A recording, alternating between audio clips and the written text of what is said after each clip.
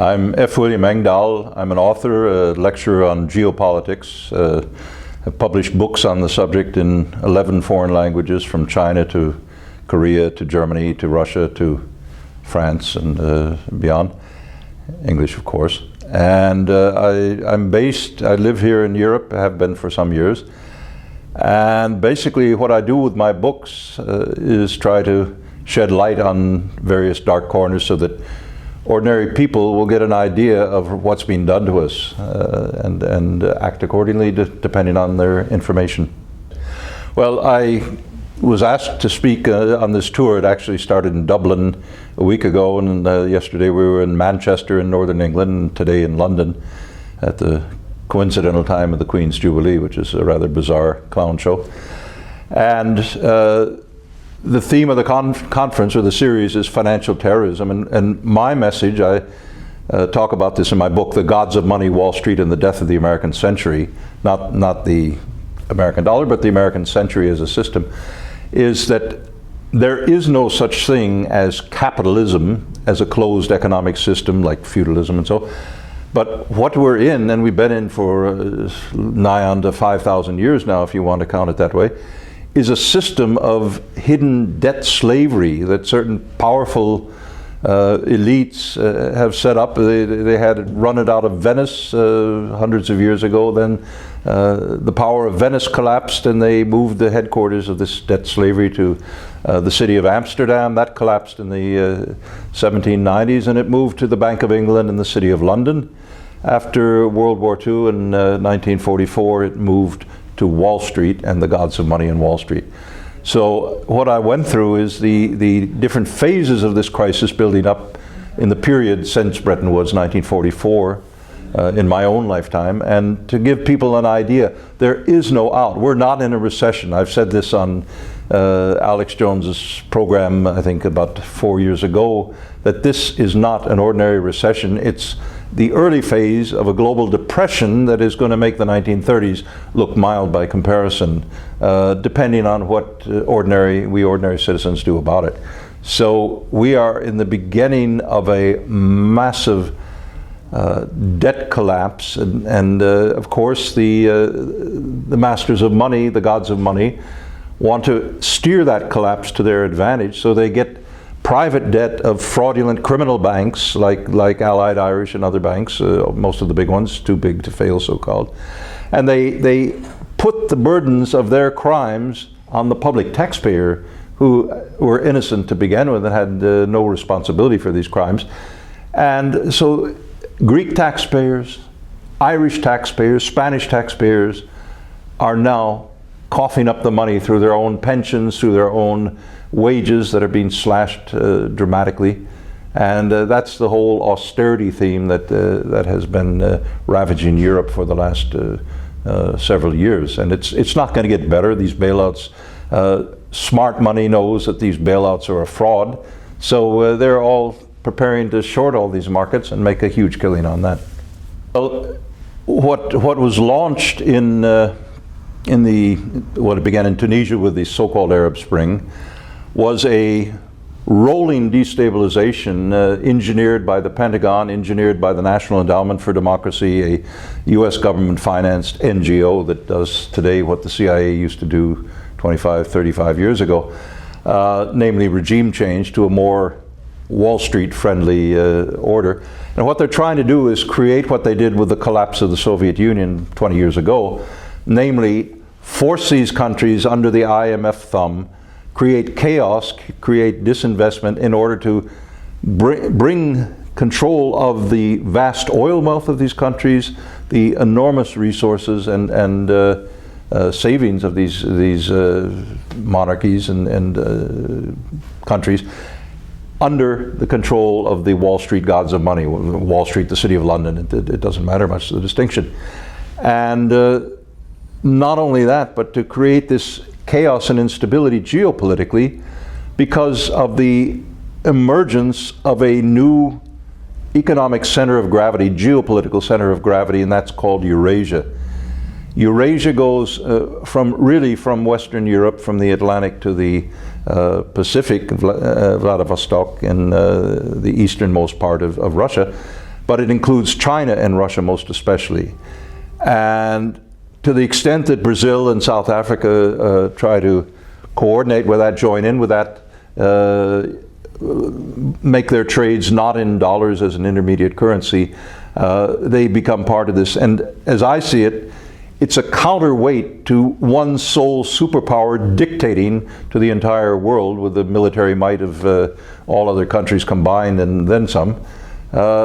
I think it's much healthier to have a counterweight system of some sort. How it will sort itself out, and whether China will break, whether Russia will break, it's an open question. But after all, life is always an open question. So I think this is the geopolitics of this whole crisis, the Arab Spring and so forth. And what happened in Syria, that was a Pentagon, CIA financed destabilization with Sarkozy's France playing a dirty, dirty role in there. The US tried to get Turkey, the Erdogan government in Turkey, to play the dirty role that Sarkozy played in the Libya bombardment.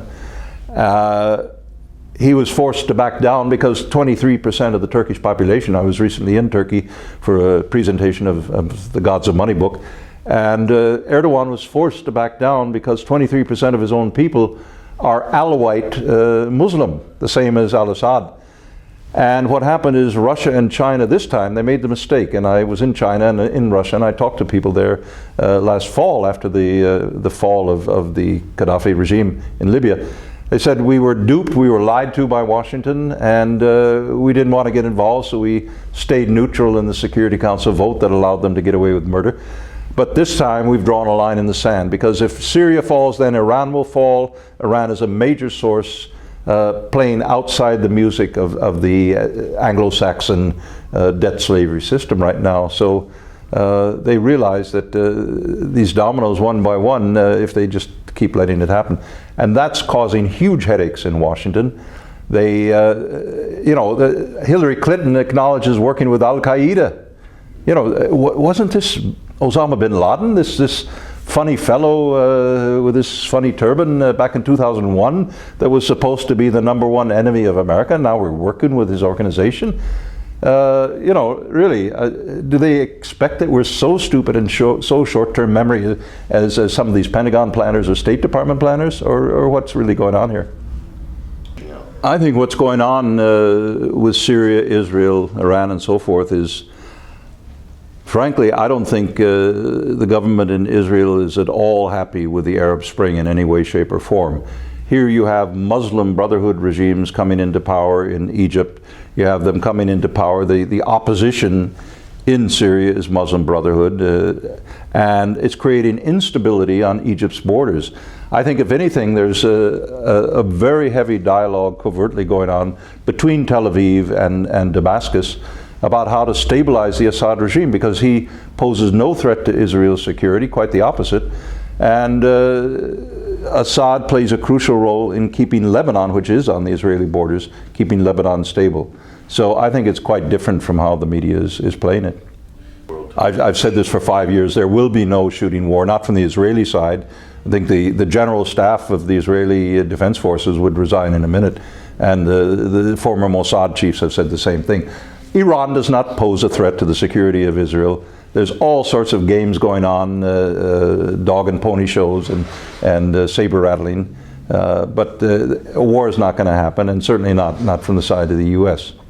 So I don't see that. It's manipulations going on to short different stocks and to play around with the price of oil.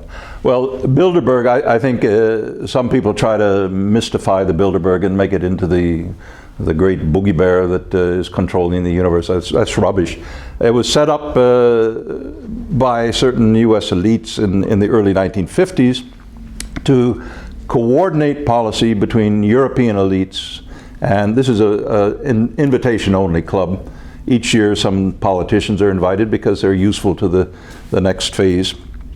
But for example, in 1973, and I have the actual document, the confidential document from the Bilderberg meeting of May 1973 in Saltsjöbaden, Sweden. I talk about it in my book, Century of War. The oil shock of 1973-4 was actually discussed in the Bilderberg meeting 6 months before the Yom Kippur War, which triggered the Arab oil embargo, predictably, because they said they would do it if the U.S. continued to supply arms to Israel in a one-sided way. So it was a pre-programmed shock that trashed the industrial economy of the West, the United States included, but it created a dollar bonanza. It rescued the dollar from a free fall, and it created a dollar bonanza for Chase Manhattan, Citigroup, JP Morgan, and the other Wall Street gods of money banks. It also created a huge bonanza for Exxon, Mobil, the Seven Sisters oil companies, the British and American oil companies, and gave them the loot to use to recycle those petrodollars from the high oil price and bring them in to create the next phase of crisis. The major mainline media in the West is if you want, it's embedded journalism, embedded in the machine of the Pentagon, the State Department, the UK Foreign Office, and NATO. And their job is to spread lies and propaganda so that ordinary people are in a delusional world about what's going on around them, even though they, in their gut, they know that something drastically is wrong. So, for example, the crisis of the euro, well, it has nothing to do with what's said about the Greek economy. The Greek economy is a tiny economy compared with the rest of Euroland. It's financial warfare. The financial warfare was launched at a time the dollar was facing free fall because of the huge take-on of new treasury debt to bail out the banks of Wall Street. And just at that moment, lo and behold, it was discovered that Greece had cheated on its debt back in 2002 to qualify for entry into the euro. And guess who helped them to cheat? Well, none other than Goldman Sachs and JP Morgan Chase. So the Wall Street criminal banks that are behind this crisis, who never seem to end up in court or in jail, which is the least that they are worthy of for what they've done, they're the ones who are orchestrating this as an all-out financial warfare on the one potential rival as a reserve currency to the dollar, and that is the euro on the horizon at the moment. So this thing is playing out. At first, the European governments were naive. They don't understand modern financial markets in the way that London and New York traders understand them. And I think they still don't understand them. They look at it very formally, especially in Germany where I live. But it's warfare. It's warfare, and at this point, as I say in my speeches all across Europe and in Russia and China, wherever I'm invited, in Turkey, is the European elites are schizophrenic. They have two choices. One is to continue the Atlantic relationship with the United States and a sinking Titanic, or they can begin building deeper bridges to the east, to Russia, to China, the countries of Eurasia, and through that build their way out of this paper money crisis with a real economy, real economic growth.